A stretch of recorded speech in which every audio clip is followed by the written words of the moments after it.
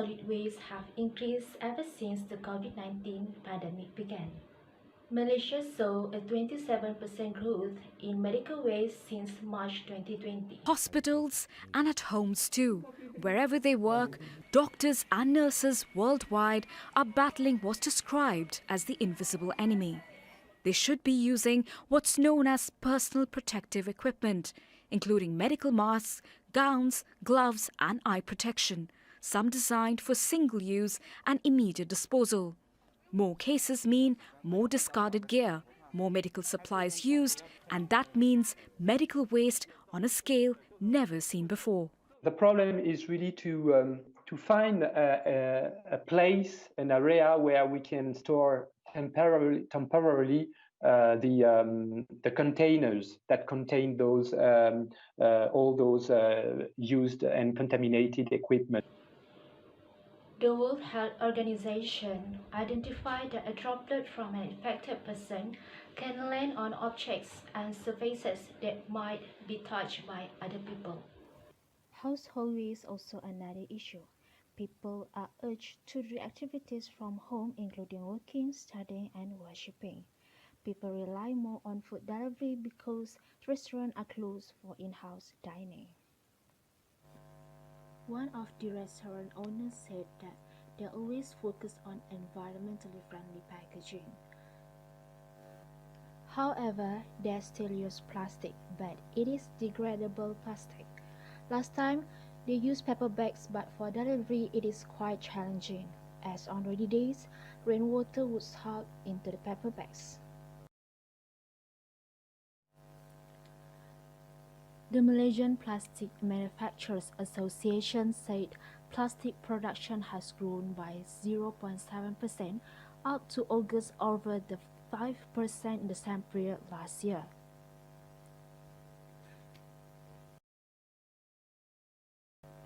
Waste Management Systems Sanjan Berhad Executive Chairman Mizan Yahya said many waste pickers have not been able to continue their activities during the pandemic out of fear of contamination or exposure to the virus, adding that it has derailed efforts to reduce plastic waste.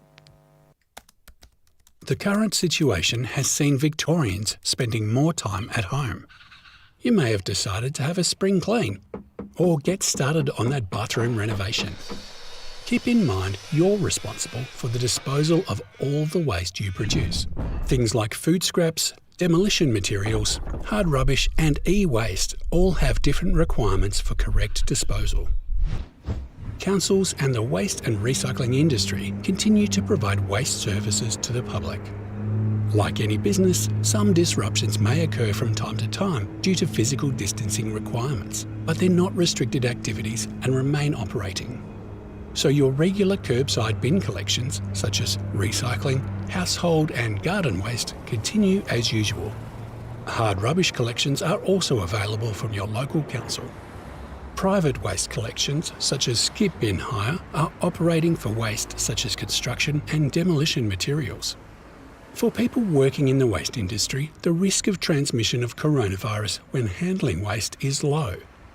Waste handlers should continue using routine hygiene procedures such as wearing gloves and washing hands regularly for at least 20 seconds with soap. Keeping waste services operating helps reduce the potential for illegal dumping that costs millions of dollars to clean up. For more information on waste services, contact your local council or visit our website epa.vic.gov.au.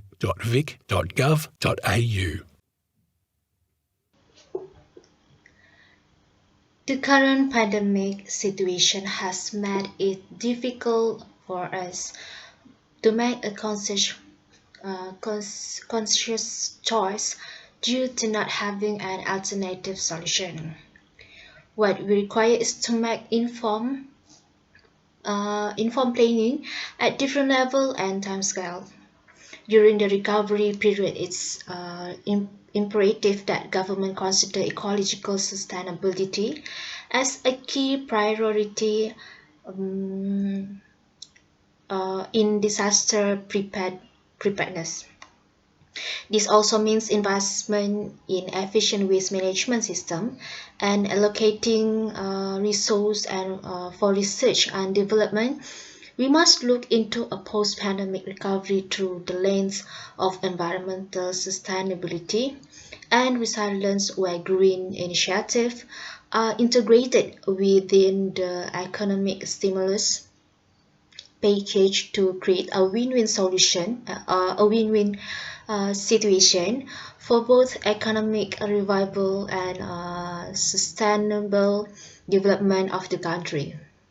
Most importantly, a shift in behavior is needed where every citizen makes conscious choice of avoiding the use of unrecyclable plastic products in everyday life to protect the environment. The current crisis requires urgent government action to prevent long-term environmental risks and health hazards. At this point, it is critical that the government, along with experts and development actors, establish a practical guideline on the usage and disposal of PPE for medical facilities, factories, malls, shops, and local bazaars. A strict monitoring mechanism and law enforcement engaging the local authorities are required to ensure that guidelines are being implemented at every facility. Media can play a crucial role in disseminating the guideline and creating public awareness. This can also become an employment opportunity for young people to engage in monitoring process of waste disposal at community level.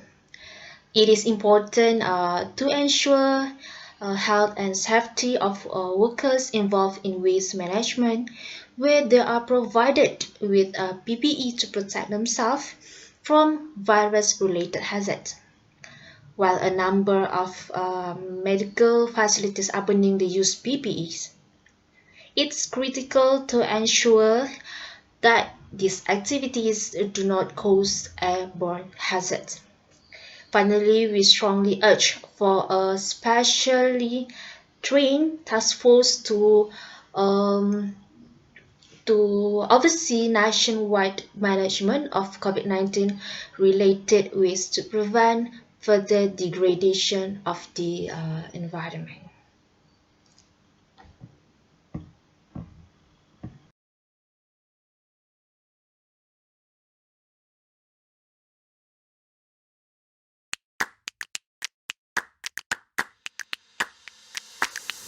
Beside COVID 19 laden waste from treatment, diagnostic, and quarantine facilities, the bigger challenge arises from household waste from citizens exhibiting minor or negligible symptoms.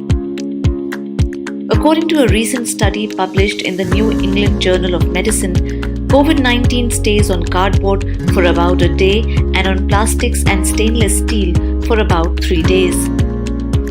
If you are showing symptoms of COVID 19, make sure to manage your waste wisely to stop its spread in the community. First of all, know your waste. Biodegradable waste, which comprises kitchen waste, garden waste, or leftover food. Next, there is non-biodegradable waste, which includes dry waste like paper, plastic, metal, glass, textile, other packaging waste, etc.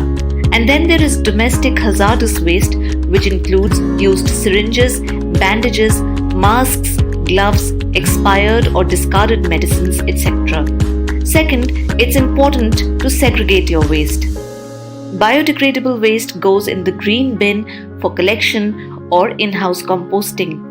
Use the blue bin for non-biodegradable waste. Remember to keep this locked for about 3 days to kill the virus before disposal. Remember, this will protect the scavengers and staff of sanitation workforce from getting contaminated. Third, for domestic hazardous waste, use leak-free yellow colored bags provided by urban local bodies. Keep it separate, out of reach of pets or family members. Your city has a common biomedical waste management facility. Please call them to collect waste from your doorstep or get in touch with your urban local body to dispose your domestic hazardous waste wisely.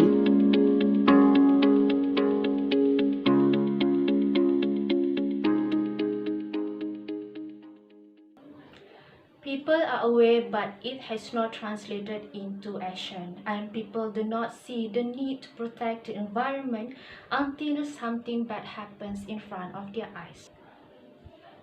Stay safe, stay home. Together we break the change of COVID-19. Goodbye. Assalamualaikum.